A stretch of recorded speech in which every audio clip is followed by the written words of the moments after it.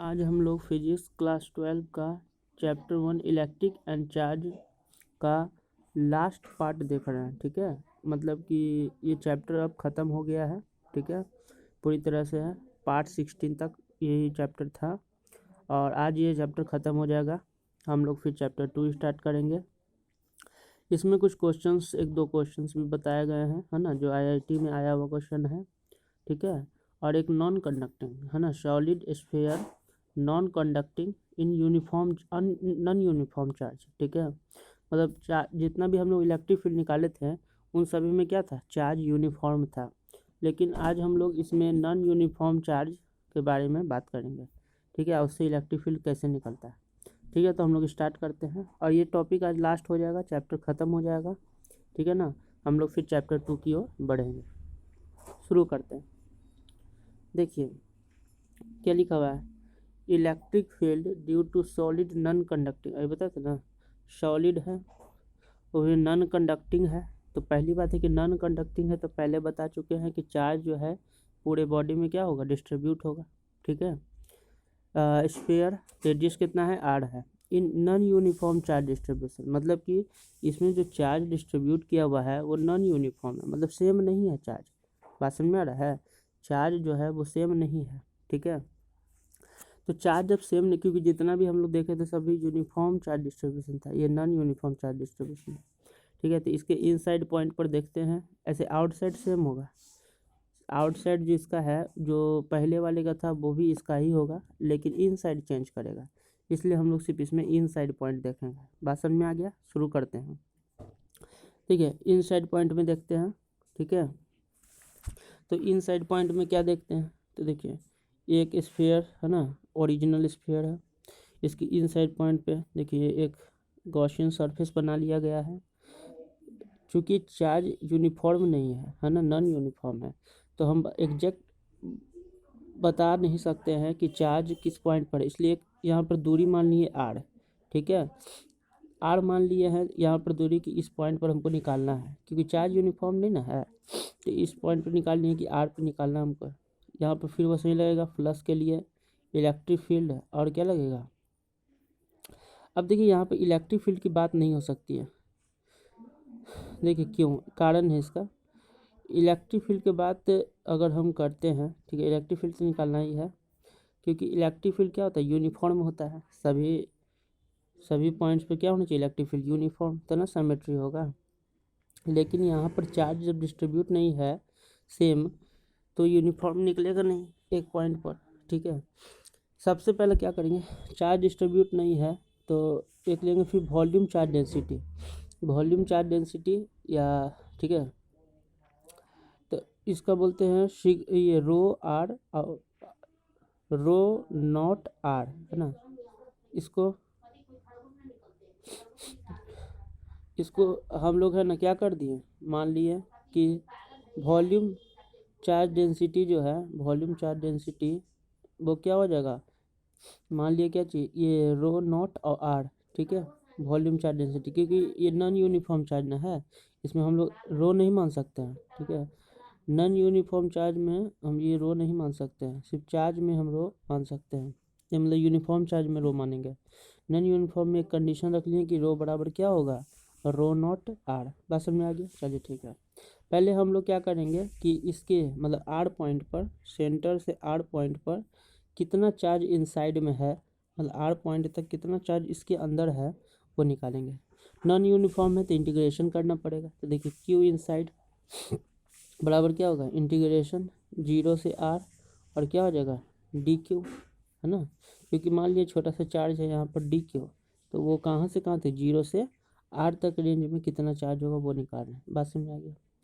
देखिए इसके पहले हमको क्या करना पड़ेगा, डी क्यू का वैल्यू लिखना पड़ेगा, तो वो इंटीग्रेट करेंगे हम लोग। ये जो आर है वो, ये आर है वो क्या है, 0 से आर, मतलब कि दूरी बता रहा है, डिस्टेंस बता रहा है। अच्छा, इसके लिए क्या करेंगे, एक एलिमेंटल सेल लेंगे। जैसे देखिए ये गॉसियन सरफेस, मतलब ये गॉसियन सरफेस है, ऐसे ऐसे ऐसे ऐसे गॉसियन सरफेस बना दिया।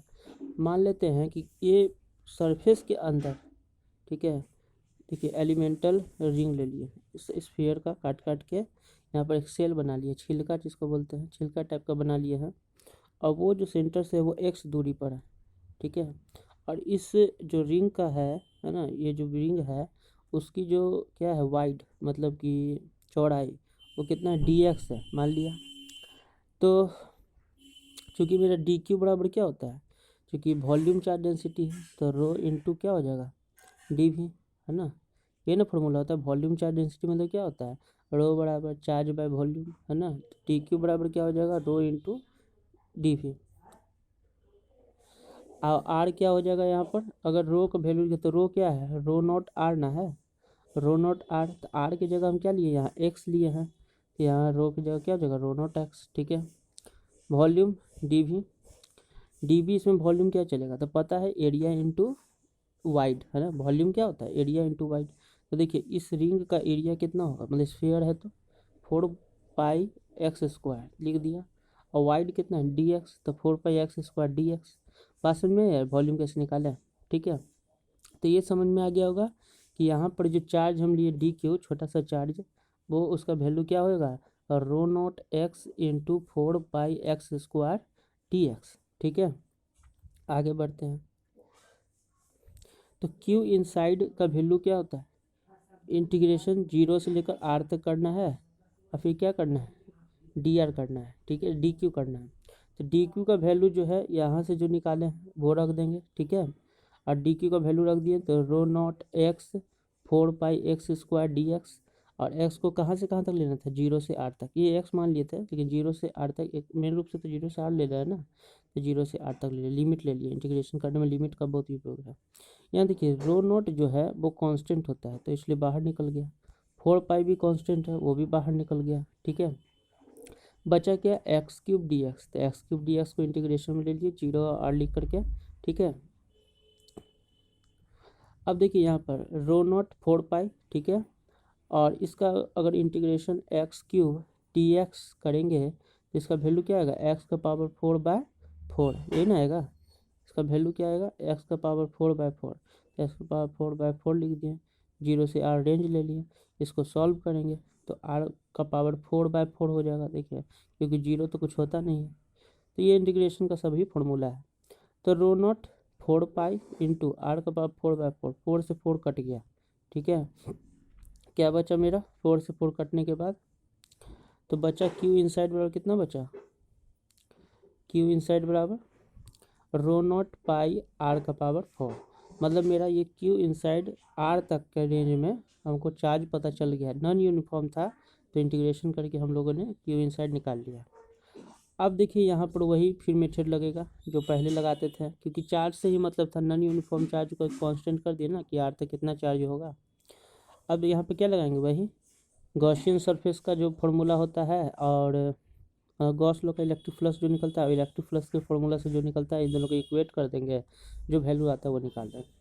तो गॉसियन सरफेस का इलेक्ट्रिक फ्लक्स कैसे निकलता है Q inside bye epsilon not ना। क्यू इनसाइड का वैल्यू क्या होता है रो नॉट पाई r⁴/4, ठीक है, क्योंकि क्यू इनसाइड अभी निकाला ना। और फाई इलेक्ट्रिक फ्लक्स का वैल्यू मतलब फॉर्मूला क्या होता है E इंटू 4 पाई r², ठीक है। इन दोनों को क्या कर देंगे एक दूसरे के बराबर, देखिए यहाँ पे कर भी दिए हैं, एक दूसरे के क्या कर दिए हैं बराबर। देखिए E इंटू 4 पाई r² बराबर रो नॉट पाई r⁴/4। देखिए यहाँ से R2 और R4 में टू R हट गया तो एक 2 बचेगा, r² बचेगा, पाई से पाई कट गया। तो इलेक्ट्रिक फील्ड का वैल्यू क्या हो जाएगा रो नॉट r⁴/4 तो ये निकल गया कि जब नॉन यूनिफॉर्म है ना, नॉन यूनिफॉर्म याद रखिएगा, नॉन यूनिफॉर्म चार्ज रहेगा कोई स्फीयर में, ठीक है, नॉन यूनिफॉर्म चार्ज रहेगा कोई स्फीयर में, तो उसके इनसाइड पॉइंट पर, ठीक है, इनसाइड पॉइंट पर कोई पॉइंट है, इनसाइड पॉइंट पर यहाँ पर सेंटर इनसाइड पॉइंट पर इलेक्ट्रिक फील्ड कितना निकलेगा, तो E बराबर क्या निकलेगा रो नॉट r²/4 इनसाइड पॉइंट पर। आउटसाइड पॉइंट पर वही सेम निकलेगा जो होता है, आउटसाइड पॉइंट पर KQ/r² होता है ना, क्यू के टर्म में। बात समझ में आ गई। तो नॉन यूनिफॉर्म स्फीयर में समझ गए इनसाइड पॉइंट पर कैसे निकलेगा। तो यहाँ से हमारा ये चैप्टर ख़त्म हो गया है, ठीक है। हम लोग कुछ इसका एग्जांपल देख लेंगे, मतलब न्यूमेरिकल्स है ना, न्यूमेरिकल देखेंगे जो आईआईटी में आया हुआ न्यूमेरिकल है, ठीक है ना। और उसके बाद ये चैप्टर फिनिश हो गया, ठीक है। तो पहला क्वेश्चन देखते हैं। देखिए पहला क्वेश्चन क्या है, फाइंड इलेक्ट्रिक फील्ड स्ट्रेंथ, मतलब इलेक्ट्रिक फील्ड ही निकालना है, इलेक्ट्रिक फील्ड स्ट्रेंथ मतलब ई निकालना है, ठीक है। Find electric field strength at point P, है ना। Find electric field strength at point P distant R from centre of spheres and also compare them. मतलब क्या है कि ये जो स्फीयर दिया हुआ है, देखिए 3 स्फीयर दिया हुआ, क्वेश्चन में ही दिया हुआ है 3 स्फीयर। ये कब का क्वेश्चन है, देखिए लिखा हुआ है 2014 आईआईटी एडवांस का क्वेश्चन है, ठीक है ना। तो ये जो 3 स्फीयर दिया हुआ, ठीक है, सभी का जैसे पहला स्फीयर, दूसरा स्फीयर, तीसरा स्फीयर, सभी का रेडियस है ना अलग अलग है। जैसे देखिए ये r/2 है, r सब में कॉमन है, ये इसका रेडियस r/2 है, इसका रेडियस r है, इसका रेडियस 2r है, ठीक है। इसमें q चार्ज, इसमें 2q चार्ज, इसमें 4q चार्ज है, ठीक है। सब डाइलेक्ट्रिक सॉलिड स्फीयर है। डाइलेक्ट्रिक मतलब नॉन कंडक्टिंग सॉलिड स्फीयर है। तो नॉन कंडक्टिंग याद है उस फॉर्मूला इलेक्ट्रिक फील्ड का, तो वही काम करेगा। इसमें चार्ज वाला फॉर्मूला वही KQ/r²। अब देखते हैं इसमें क्या बोल रहा है कि P पॉइंट पर क्या ना, at point P distant R from the centre. देखिए r/2 है तो P पॉइंट इसका बाहर हो जाएगा, क्योंकि R दूरी ना है, ये इसका तो रेडियस r/2 है, तो इसका दुगना दूरी पर बाहर की ओर इसमें हो जाएगा, ठीक है। इसका जो P पॉइंट है इस सरफेस पे ही होगा, इस सरफेस पे ही इसका P पॉइंट रहेगा, क्योंकि R इसका रेडियस खुद है, तो R पॉइंट मतलब सरफेस पे ना रहेगा, ठीक है। इसका जो P पॉइंट है वो इनसाइड पॉइंट पे रहेगा, क्योंकि देखिए ये इसका रेडियस क्या है 2R, तो 2R है, तो इसका R जो है वो क्या रहेगा, इनसाइड ही रहेगा, तो P पॉइंट क्या रहेगा, इनसाइड रहेगा। तो QQ 4Q, ठीक है, चार्ज दिया हुआ है। क्वेश्चन समझ में आ गया। अब हमको यही निकालना है, इलेक्ट्रिक फील्ड का सबका वैल्यू निकालना है कितना होगा P पॉइंट पर, और कंपेयर करना है कि कौन किससे बड़ा होगा, या इंक्रीजिंग डिक्रीजिंग ऑर्डर में लाना है। तो देखते हैं, देखिए electric field at point P for sphere 1, पहले स्फीयर से देख लेते हैं। तो पहला स्फीयर में हमने क्या देखा था, पहला स्फीयर में क्या था कि P पॉइंट जो है आउटसाइड है। फॉर्मूला क्या होता है, चार्ज के टर्म में 1/4πε0q/r², ये चार्ज के टर्म में फॉर्मूला है, ठीक है। E1 आउटसाइड लिखा हुआ ना है, तो 1/4πε0q/ और r मतलब दूरी, तो सेंटर से कितना दूरी है, कैपिटल R²। बात समझ में आ गया। Electric field at point P for sphere 2। अब देखिए स्फीयर 2 का देखते हैं कि स्फीयर 2 से इलेक्ट्रिक फील्ड कैसे निकलेगा। अब देखिए स्फीयर 2 में क्या है, स्फीयर 2 सरफेस पर ही है, तो सरफेस पर भी है तो फिर भी क्या लगेगा, वही फॉर्मूला लगेगा 1/4πε0q/r²। इनसाइड में हो जाता है ना तो जाके चेंज करता है, सरफेस पे रहे या आउटसाइड पॉइंट पे रहे तो दोनों फार्मूला सेम लगता है। तो electric field at point P for sphere 2 के लिए, तो E2 बराबर सरफेस पर क्या हो जाएगा 1/4πε0q/r²। R वही है दूरी, तो दूरी है r², तो r², लेकिन चार्ज क्या हो जाएगा 2q, क्योंकि दूसरा वाला स्फीयर में चार्ज कितना था 2q। तो फॉर्मूला ये मतलब निकल गया इलेक्ट्रिक फील्ड दूसरा स्फीयर पर। तीसरा स्फीयर पर electric field at P for sphere 3। तो देखिए तीसरा स्फीयर पर क्या था, देखिए यहाँ पर इनसाइड पॉइंट पर है ना, तीसरा स्फीयर में देखिए यहाँ पर इनसाइड पॉइंट पर है, ठीक है। तो इनसाइड पॉइंट पर है, तो इसके लिए इनसाइड पॉइंट का फॉर्मूला होता है चार्ज के टर्म में, वो भी नॉन कंडक्टिंग है, तो बताया हुआ है आपको पार्ट 14 या 13 में मिला होगा। तो ये फॉर्मूला आपको बताया कि इनसाइड पॉइंट पर डाइलेक्ट्रिक नॉन कंडक्टिंग स्फीयर में क्या फॉर्मूला होता है चार्ज के टर्म में, तो 1/4πε0q/r²/r। तो 1/4πε0 Q इसमें कितना था 4Q था, R रेडियस का वैल्यू क्या है 2R, तो 2R का होल क्यूब,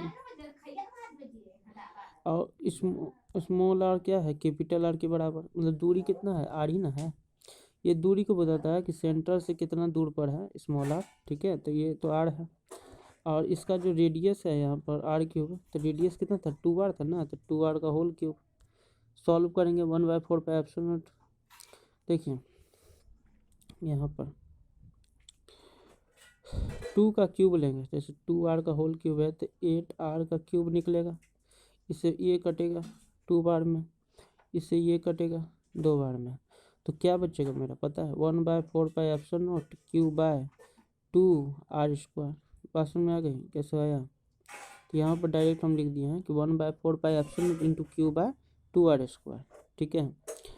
तो इस तरह से मेरा तीनों स्फीयर का इलेक्ट्रिक फील्ड निकल गया है। अब कंपेयर करेंगे कि कौन बड़ा है कौन छोटा है। तो देखिए कंपेयर करने में 1/4 पाई एप्सिलॉन देखिए सब में है कि नहीं, ठीक है। r² तीनों में है, वो भी नीचे है, ठीक है। तो चार्ज से सिर्फ कंपेयर कर लेना है, इसमें क्यू चार्ज है, इसमें 2q चार्ज है, इसमें 1/2q चार्ज है। तो सबसे जो बड़ा होगा वो क्या होगा, दूसरा वाला इलेक्ट्रिक फील्ड है ना 2q, देखिए लिखा हुआ है E2 बड़ा हो गया।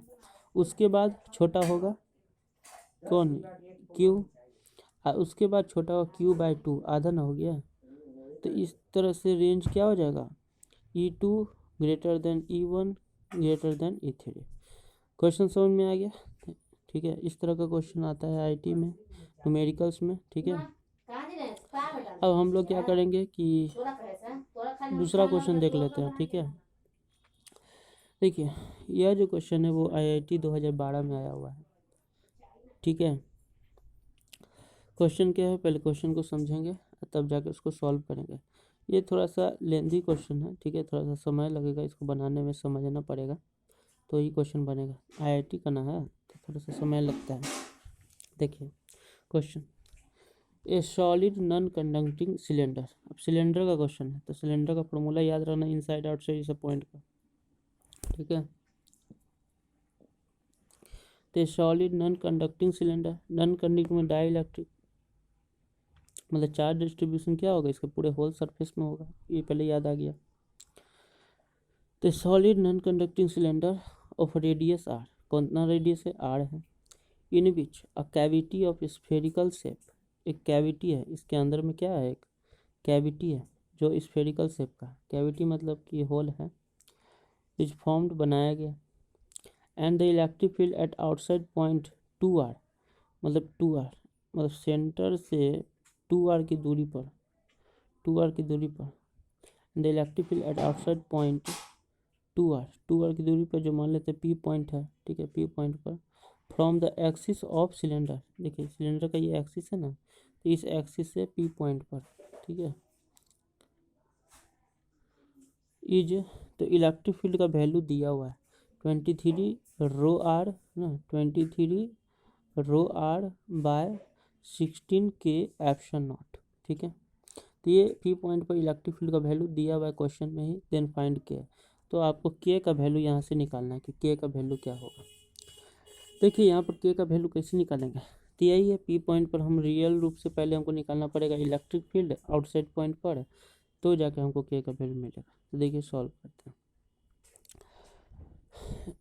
तो ये तो समझ गए सिलेंडर का है ना, पूरे सरफेस पे है, कैविटी था, ये तो समझ में आ गया है। इलेक्ट्रिक फील्ड निकालने के लिए क्या करते थे, गॉसियन सरफेस बनाते थे, तो ये गॉसियन सरफेस P पॉइंट पर बना हुआ गॉसियन सरफेस है, ठीक है, जो एक्सिस से 2r की दूरी पर है। इसमें इलेक्ट्रिक फर्स्ट निकालेंगे तो 3 सरफेस होता है, ये सब बताया हुआ है। यूनिफॉर्म वॉल्यूम चार्ज डेंसिटी है ना, रो है uniform volume charge density. 2 circle होता है, एक कर्व एरिया होता है ना, 2 सर्किल और एक कर्व एरिया। तो सर्किल से जो इलेक्ट्रिक फील्ड मिलेगा, इलेक्ट्रिक फ्लक्स मिलेगा वो 0 हो जाएगा, क्योंकि देखिए एरिया वेक्टर ऊपर की और इलेक्ट्रिक फील्ड इधर फ्लो हो रहा है। तो 90 डिग्री cos 90 डिग्री का वैल्यू क्या होता है 0, है ना, cos 90 डिग्री वैल्यू क्या होता है 0। इसलिए सर्किल से जो भी मिलेगा हम लोग को इलेक्ट्रिक फ्लक्स वो 0 मिलेगा, सिर्फ कर्व सरफेस से हम लोग को इलेक्ट्रिक फ्लक्स मिलेगा, ठीक है, कर्व सरफेस पे। यहाँ पर जो है यहाँ से यहाँ तक की दूरी कितना है वो L है, ठीक है। यहाँ का एरिया वेक्टर क्या हो जाएगा आउटवर्ड डी है, और इलेक्ट्रिक फील्ड भी इसी डायरेक्शन में, मतलब थीटा का वैल्यू क्या है 0, और कॉस 0 का वैल्यू क्या होता है 1 है, बस समझ। तो इसलिए हम बोले कि यहाँ पे कर्व सरफेस से ही सिर्फ इलेक्ट्रिक फ्लक्स हम लोग को मिलेगा, ठीक है ना। तो ये फिगर समझ में आ गया है। अब देखिए ये पी पॉइंट पर हम लोग को इलेक्ट्रिक फील्ड निकालना है। इससे सबसे पहले क्या है कि ये जो कैविटी है इसमें तो है ना, ये इलेक्ट्रिक फ्लो नहीं हो रहा है, ठीक है, इलेक्ट्रिक फ्लो नहीं हो रहा है। सिर्फ हमको इलेक्ट्रिक फील्ड कैविटी को हटा करके सिलेंडर का जो रिमेनिंग पार्ट है उससे इलेक्ट्रिक फील्ड निकलेगा पी पॉइंट पर ना, है ना। तो क्या करेंगे कि पूरे सिलेंडर का पहले निकाल देंगे इलेक्ट्रिक फील्ड, उसमें से इस स्फीयर वाला कैविटी का इलेक्ट्रिक फील्ड निकाल करके इससे मतलब इलेक्ट्रिक फील्ड निकाल करके क्या कर देंगे, माइनस कर देंगे। तो देखिए लिखा हुआ है यहाँ पर कि ई पी मतलब कि electric field at point P बराबर इलेक्ट्रिक फील्ड सिलेंडर मतलब पूरे सिलेंडर का minus electric field sphere. Electric field sphere को हटा देंगे तो रिमेनिंग जो सिलेंडर का पार्ट बच जाएगा उसी से इलेक्ट्रिक फील्ड आएगा, है ना। तो उसके लिए क्या करना पड़ेगा, तो पहले इलेक्ट्रिक फील्ड सिलेंडर निकालना है, फिर इलेक्ट्रिक फील्ड स्फीयर का निकालना है। चलिए निकालते हैं। देखिए इलेक्ट्रिक फील्ड सिलेंडर से निकालते हैं पूरे सरफेस से, तो उसके लिए तो एक गॉसियन सरफेस बना ही दिए हैं, ठीक है। सेम वही फार्मूला है, फाई बराबर क्या होता है integration E dot D A, E uniform है, ई बाहर निकल जाएगा, इंटीग्रेशन डी ए हो जाएगा, कॉस 0 का वैल्यू 1 होता है, टी ए बराबर 4 पाई आर स्क्वायर, यहाँ के यहाँ तक का दूरी कितना है 2r है, ठीक है। तो पहली बात समझ लीजिए कि इंटीग्रेशन क्या है डी ए, लेकिन यहाँ पर क्या है कि कर्व सरफेस करना है, सिर्फ कर्व सरफेस का हमको निकालना है, स्फीयर नहीं है। स्फीयर का कर्व सरफेस का फॉर्मूला क्या होता है 2 पाई आर एच, क्या है 2 पाई आर एच, 2 पाई लगा दिए, आर की जगह क्या हो जाएगा, आर मतलब यहाँ से यहाँ तक की दूरी, तो 2r है, और एच की जगह क्या है कितना हाइट है तो एल हो गया, 2 पाई 2r एल, बस समझ में आ गया। इसी मतलब कि इलेक्ट्रिक फील्ड ऑफ सिलेंडर। और गॉसियन सरफेस जब बना है तो गॉस लॉ से इलेक्ट्रिक फ्लक्स का फॉर्मूला होता है Q inside bye epsilon not, यही दोनों को बराबर कर देना है। अब क्यू इनसाइड चार्ज कितना है ना सिलेंडर में, तो देखिए चार्ज निकालने के लिए कोई ज़्यादा बड़ा बात नहीं है ना। कर्व सरफेस मतलब कि पूरे कर्व सरफेस से ही चार्ज निकल रहा है, तो क्या निकलेगा बताइए, रो बराबर क्या होता है क्यू इनसाइड बाय क्या हो जाएगा वॉल्यूम, है ना, सरफेस वॉल्यूम चार्ज डेंसिटी से। वॉल्यूम कितना लिए हैं पाई आर स्क्वायर, सिलेंडर ना है, देखिए तो क्या हो जाएगा पाई, देखिए यहाँ लिखा पाई आर स्क्वायर, एच की जगह क्या हो जाएगा एल, हाइट तो वही है, I into rho by epsilon naught, समझ में आ गया। पाई से पाई क्या हो गया कट गया है, आर से आर एक कट गया है, ठीक है, और एल से एल कट गया, तो इलेक्ट्रिक फील्ड ऑफ सिलेंडर में क्या मिल जाएगा, देखिए यहाँ पे लिखा हुआ है कि रो आर, देखिए रो आर बाय 4 एप्सिलॉन नॉट, ठीक है, रो आर बाय 4 एप्सिलॉन नॉट। तो ये हमारा क्या निकल गया है, इलेक्ट्रिक फील्ड निकल गया है, किसके कारण से, सिलेंडर से। अब इलेक्ट्रिक फील्ड निकालना है किससे, स्फीयर से, तो ना माइनस करेंगे। तो देखिए यहाँ पर स्फीयर से इलेक्ट्रिक फील्ड निकालने के लिए देखिए क्या होगा स्फीयर का, तो बताए थे कि आउटसाइड पॉइंट पे सेम रहता है चार्ज के कारण, के क्यू बाई आर स्क्वायर, के का value 1/4 pi epsilon naught, outside point पे नहीं इनसाइड पे नहीं है, Q by R square, Q का वैल्यू यहाँ पर चेंज करेगा, क्यू का वैल्यू यहाँ पर चेंज करेगा 1/4 पाई एप्सिलॉन नॉट का एप्सिलॉन नॉट, क्यू का वैल्यू क्या होगा, तो देखिए यहाँ पर स्फीयर का हमको लेना है वॉल्यूम, है ना, तो 4/3 पाई आर क्यूब होता है, तो पाई आर क्यूब कितना है, आर का वैल्यू r/2, आर का वैल्यू कितना है whole cube 3 pi R cube, और रो का रो, क्यूब बराबर क्या हो जाएगा रो इंटू 4/3 पाई आर क्या क्यूब, तो आर कितना है,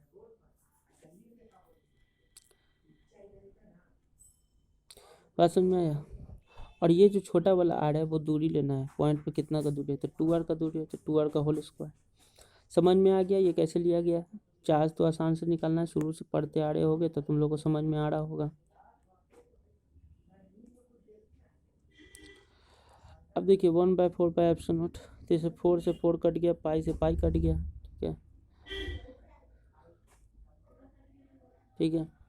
आर क्यूब है, आर स्क्वायर है, उससे एक कट गया तो एक आर बचेगा, तो क्या बचा, रो आर, ये हो गया। ओके, 2 का क्यूब 8 होता है, 2 का स्क्वायर 4 होता है, तो देखो 8 नीचे लिख दिया, ये हो गया 8। और ये 3 जो है, ये 3 भी निकल गया, सब कैलकुलेशन है, 2 का स्क्वायर कर दिया तो 4 हो गया, और एप्सिलॉन नॉट का एप्सिलॉन नॉट हो गया।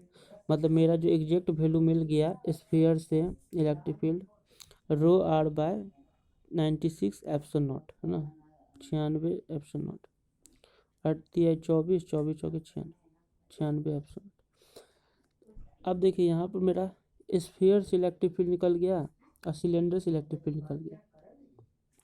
अब हमको पी पॉइंट पर चाहिए इलेक्ट्रिक फील्ड, तो दोनों को माइनस करना पड़ेगा, इलेक्ट्रिक फील्ड का सिलेंडर को ये स्फीयर के सिलेंडर को। तो इलेक्ट्रिक फील्ड का सिलेंडर कितना था, rho R by 4 pi epsilon naught minus rho R by 96 epsilon naught, इन को माइनस करना पड़ेगा। एलसीएम ले लेंगे, कितना आएगा एलसीएम, देखिए यहाँ पर सिंपल सा हम जान लेते हैं कि क्या, सिंपल सा जान लिए। देखिए इसका एलसीएम ऐसे होगा 96 एप्सिलॉन नॉट, यहाँ लिख दिए हैं। देखिए इसका सॉल्यूशन कीजिएगा माइनस, मतलब इसको सॉल्यूशन कीजिएगा माइनस, तो कितना आंसर आएगा, 23 रो आर बाय 96 एप्सिलॉन नॉट, ये आ जाएगा। इसको कंपेयर करेंगे जो क्वेश्चन में दिया हुआ था इलेक्ट्रिक फील्ड उससे, देखिए सेम होगा, 23 रो आर सेम हो गया, और एप्सिलॉन नॉट आर 16 के बराबर हो जाएगा कितना, 96। तो देखिए यहाँ पे लिखा हुआ 16 के बराबर 96, के का वैल्यू को 16 में से 96 कट गया, 6 आ गया, तो के बराबर क्या हो गया, 6। तो ये क्वेश्चन आपको इस टाइप का क्वेश्चन है ना आईआईटी या जेईई मेंस में आता है, और कभी कभी सीबीएसई के क्वेश्चन में भी इस तरह का क्वेश्चन दे देता है। तो आज हमारा ये चैप्टर ख़त्म हो गया, चैप्टर 1 जो है वो इंड हो गया है, ठीक है, चैप्टर 1 इंड हो चुका है आज, और फिर हम लोग चैप्टर 2 है ना, चैप्टर 2 देखेंगे। आज ये लास्ट सेशन था, ठीक है, तो लाइक सब्सक्राइब जरूर कीजिए हमारे अगले चैप्टर के लिए, और कमेंट भी कीजिए, ठीक है, ठीक है, ओके।